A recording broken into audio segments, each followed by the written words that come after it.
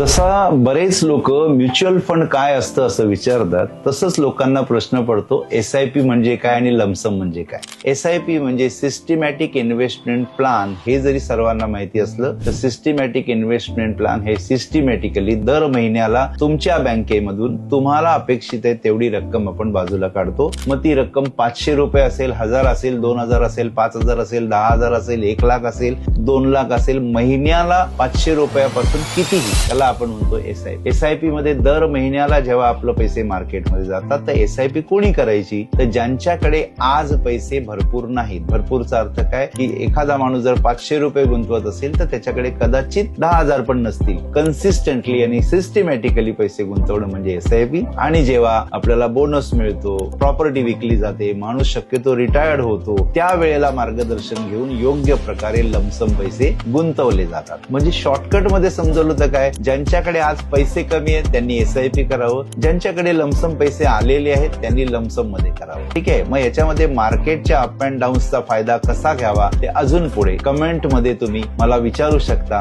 SIP की lump sum.